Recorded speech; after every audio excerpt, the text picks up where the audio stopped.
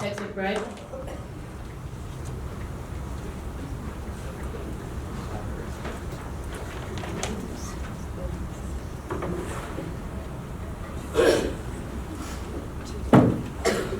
Madam Chairperson, members of the board, I'm appreciative of the opportunity to speak here this evening. I'm also thankful for county commissioners who had the foresight to appoint so many constitutional scholars to this one board to find knowledge of the law, our rights, and the proper role of government on one community's library board is almost unheard of. 80% of you sitting up there seem to have a better grasp on all of this than the 20% of you who actually is a scholar of the law and knows how it should apply to the rights of the individuals. We should all be grateful to have such bastions of liberty at the helm. That being said, I have to admit, my mind has recently changed, and I find myself firmly entrenched fighting against indoctrination and the ruination of young minds in our county. There should be absolutely no space on the shelves of Campbell County's public libraries for books such as Mary Wears What She Wants. Seriously? We can't allow our children to grow up thinking cross-dressing is okay. Whose bright idea was it to let young women think it's okay to wear pants? People of my generation can well remember the collapse of society the first time Maxwell Q. Klinger went strutting across the camp in his skirt and his pumps. It is a freedom of expression like this that will lead young women to believe they somehow have the right to do their own thinking. My God, we can't have this in Campbell County. What happens when they demand the right to vote? These arguments have been going on for well over a year and a half now and have torn our community in two. This board and many in this community have made no secret of the hateful agenda being promoted. I will admit I'm somewhat shocked, though, for such zealotry. You people have got damn little done. Why not check out a book on the Klan and see which tactics work for them? I mean, this is a library. I'm sure there's a history book or two here somewhere. Do something. Pass your agenda. You've already stated you aren't scared of going to the Supreme Court, so do it. The First Amendment wasn't included to protect that with which we all agree, but to ensure that even the speech we find the most disagreeable may be uttered. You seem intent on fucking around and finding out, and I encourage you to get it done. Point of order. Darla Cotton.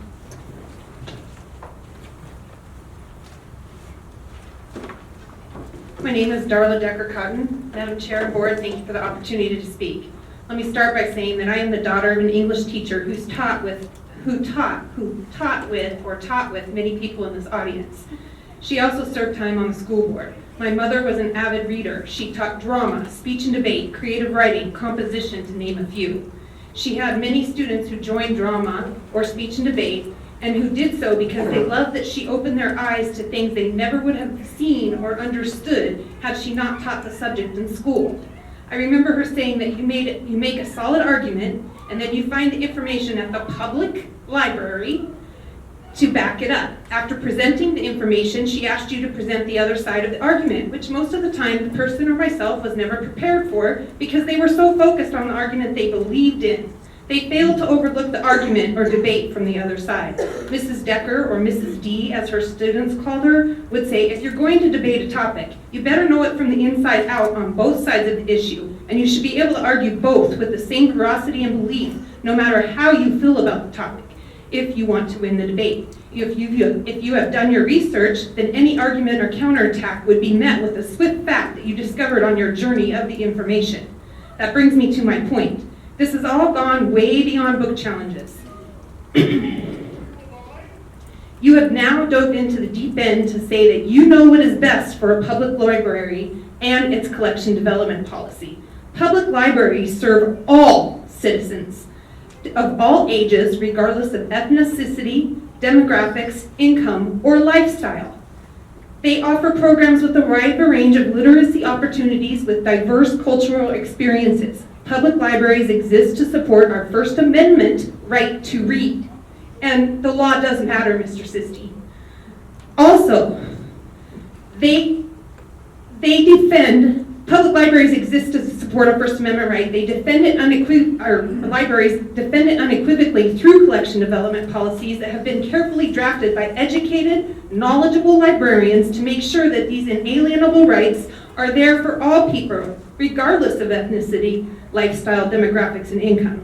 Some on this advisory board have made it their mission to dictate a collection development policy that they have little knowledge or education or experience with. You are an advisory board, which is an extension of the county commission. One thing that keeps coming to mind that this is supposed to be a nonpartisan board, yet has become the very opposite. One of the Republicans' core values is less government oversight, and yet here you are trying to change every part of the library, every part of the public library and its policies. You have even gone so far to say that you have oversight on if a librarian should be fired if, in your opinion, they have violated a policy set by you. Never mind that the county has an HR department that is supposed to do that. A public library is public and should be reflective of all those that are part of that public, not just the ones you see fit or that meet your moral compass.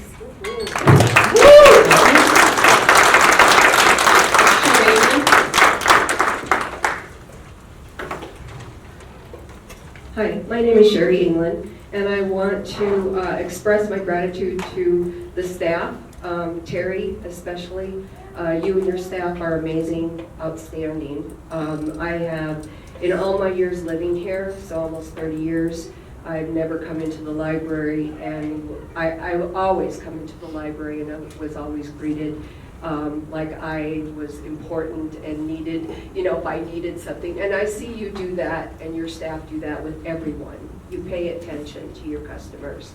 You also collaborate with all the nonprofits that work with youth, and really, people don't know how much you do or how much the library does in that aspect. And I don't think a lot of us know. But anyway, so we need to get that information out. The other thing I wanted to say was, as far as sexualization, I haven't read many of the books that, I mean, I read a lot of the books and I didn't get that any of them would sexualize our kids, but I sure have met a lot of kids that were sexualized by pastors and other predators in our community. And it happened by people, not books. It's just truth, guys. Been working 30 years with kids and families, okay?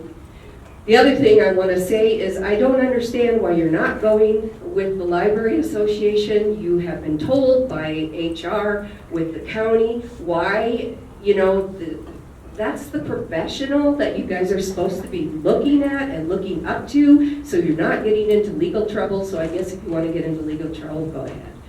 I mean, you're only pissing away our 1% money. Yeah. The other thing is you're really alienating staff. I can't say that from staff. I haven't talked to them, but boy, just listening to you guys speak about the staff and to Terry, I'm offended for them. I really think you need to work on your relationship. How are you supposed to work together and do what you need to do without building that relationship? That's key. I don't get it, guys. That's something you really need to, and you're micromanaging. I am so happy you're going to the board training. I'm going to the board training, but you don't micromanage your executive director. That is not your job. Your job is policy and making sure it's financially sound. Yes. You're micromanaging. Yeah, you can see I'm a little pissed. Okay, so I don't know. That's it. Thank you for listening.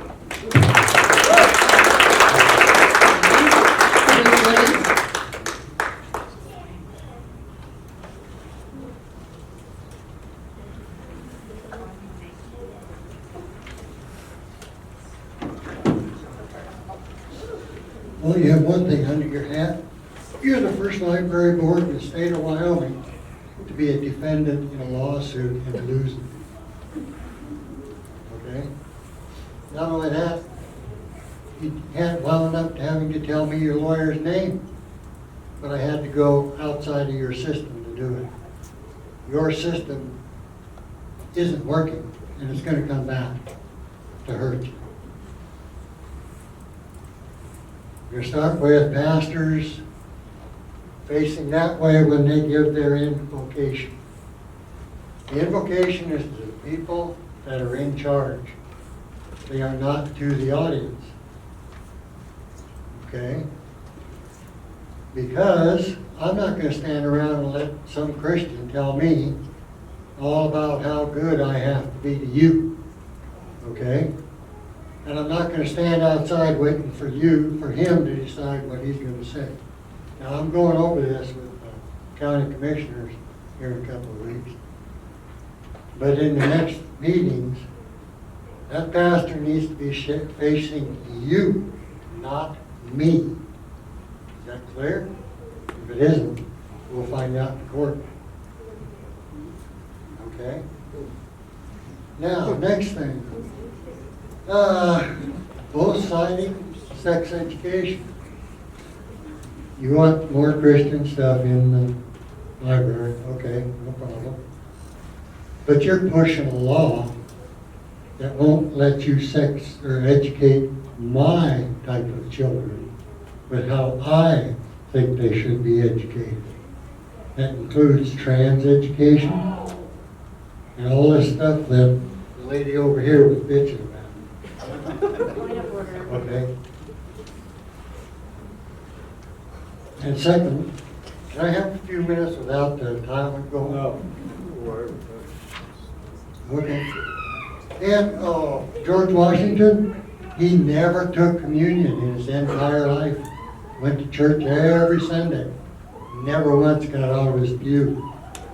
He only ever wrote the word God one time. And they're not really sure he wrote it, because it was in a talk he gave to his people, his soldiers, during the American Civil War. Not Civil, the War of Independence. And they're not so sure that it wasn't one of his subordinates that wrote the speech. Oh, sexualizing. If you look that up in the dictionary, that's something that goes on in a person's head. It doesn't matter. You can sexualize kids' clothes. You can sexualize any part of what kids do.